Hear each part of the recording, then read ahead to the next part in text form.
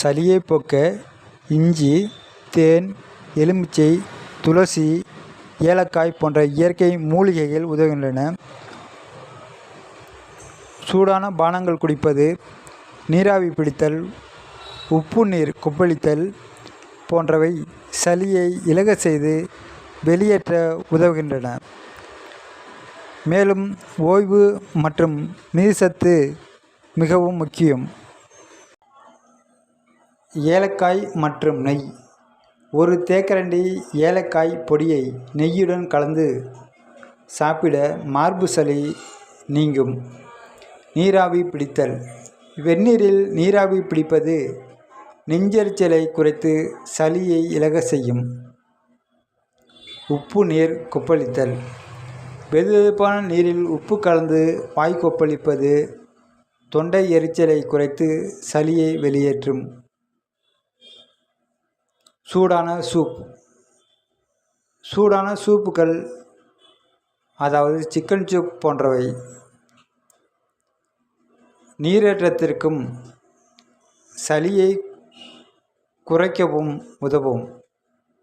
வல்லாரை சூரணம் தேனுடன் கலந்து சாப்பிட சளி, இருமல் குறையும். சளியை குறைக்க இஞ்சி, தேன், எலுமிச்சை. இஞ்சி, தேன் மற்றும் எலுமிச்சையை சூடான நீரில் கலந்து குடிப்பது சளி, இருமலுக்கு நல்ல தீர்வு. துளசி மற்றும் ஏலக்காய்.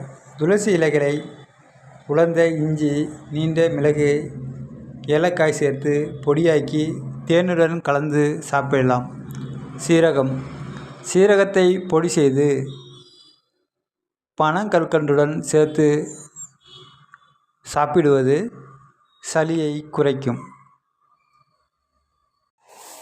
அலர்ஜி, ஆஸ்துமா போன்ற நோய்கள் இருந்தால் செல்ல பிராணிகளை கொஞ்சம் தள்ளியே வையுங்கள்.